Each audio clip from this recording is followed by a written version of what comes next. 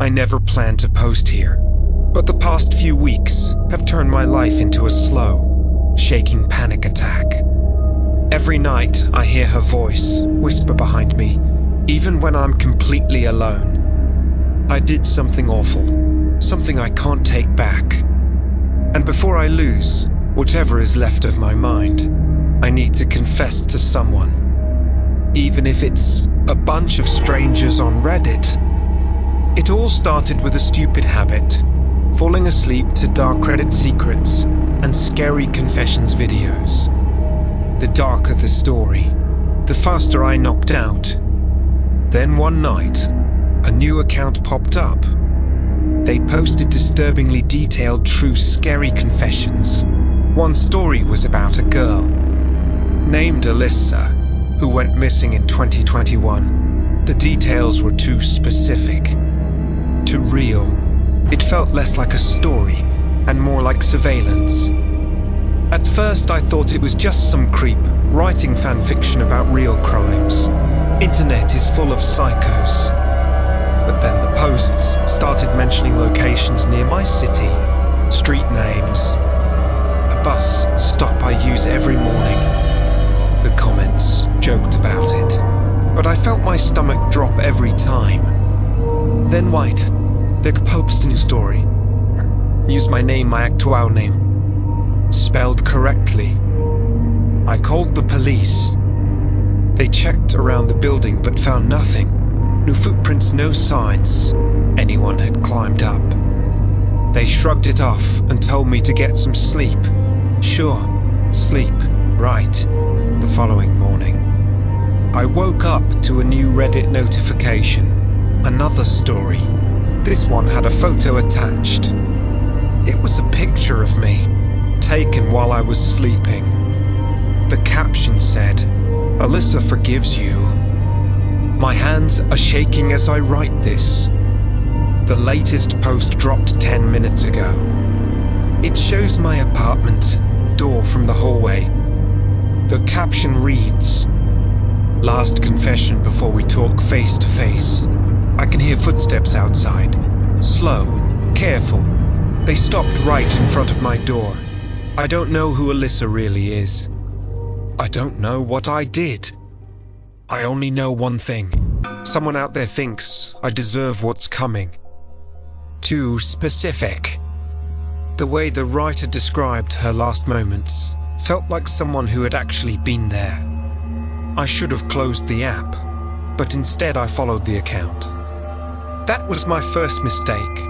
2 hours later, I got a DM. "You like real stories.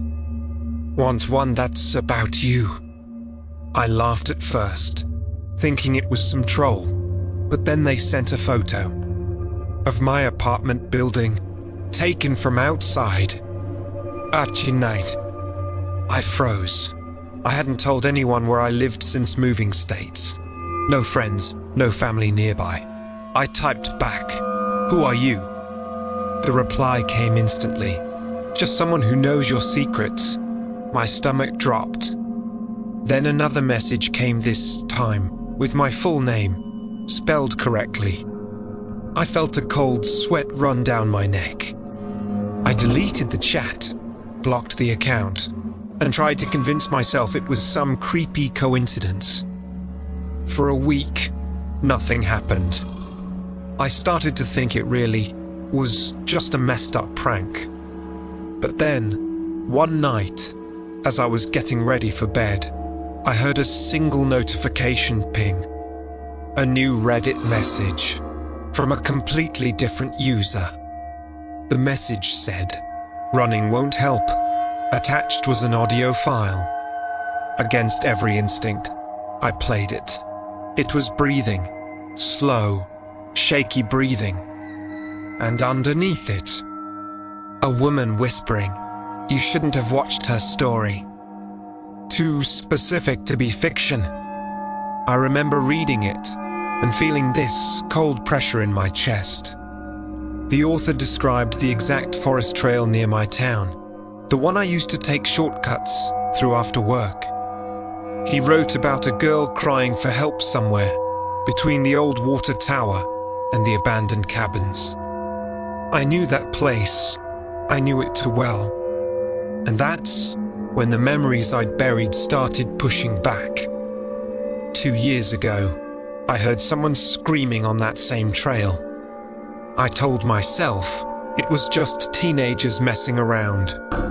I kept walking, pretending my headphones weren't allowed to hear anything.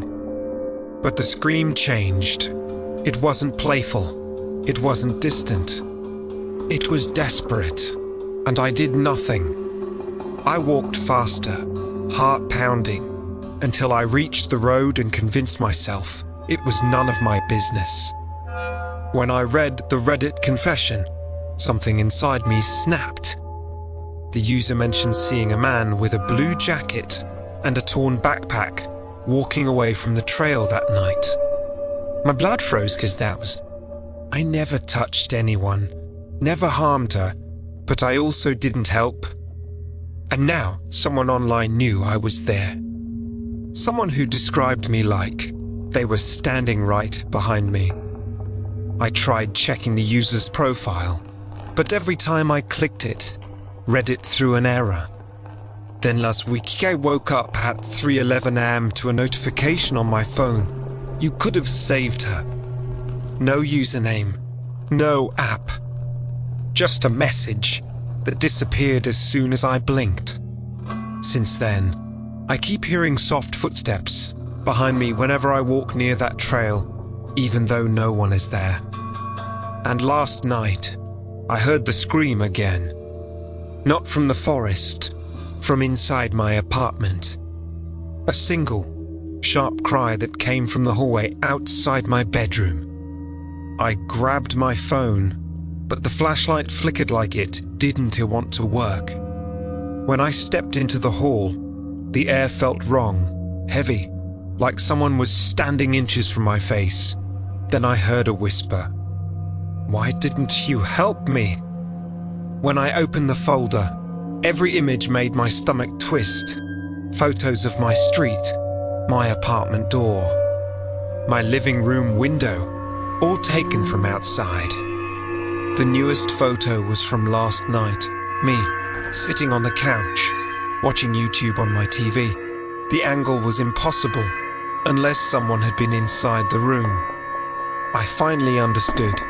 The confession posts weren't stories. They were warnings. I ran to the bedroom to pack my things, but the closet door was slightly open. I swear I had left it closed that morning. My hands were shaking as I reached toward it. Before I touched the handle, my phone buzzed again. A new notification from Elisa. "Stop moving. You're making it hard to watch." My blood froze. I stepped back, grabbed the heaviest object near me, and ran out of the apartment without looking behind the door. I stayed at a friend's place for 3 nights. No strange messages, no photos, no footsteps behind the walls. I convinced myself I had imagined everything. Burnout, paranoia, too many horror stories. When I finally returned home, I expected dust and silence. Instead, I found something waiting on my kitchen table. A USB drive. No note, no explanation. Just the drive. Against every instinct, I plugged it into my laptop. There was only one file, a video. I hit play. The footage showed my apartment, filmed at night. At first, it was just the living room. Then the camera turned, slowly, toward the hallway, toward my bedroom, toward the closet I was too afraid to open that night. The door creaked slightly, and a pale hand slipped out, waving at the camera. I stopped the video, shaking uncontrollably. I wanted to run again, but something in the corner of the screen caught my eye. A timestamp, recorded 2 hours ago. Meaning, while I was at my friend's place, while my apartment was supposedly empty, while the US B was already on my kitchen table. Whoever was inside wasn't hiding from me anymore. They were taunting me, showing me I could never outrun them. I'm writing this from a hotel miles away. I haven't gone home. I haven't slept. The police said there was no sign of forced entry, so they can't help. But the messages started again tonight. A new one just came in while I typed this. You shouldn't have left. I liked watching you sleep. There's a second message typing right now. I can see the dots blinking. I don't know if I'll post again, but if you see a story online about someone disappearing after a Reddit confession, it's probably me.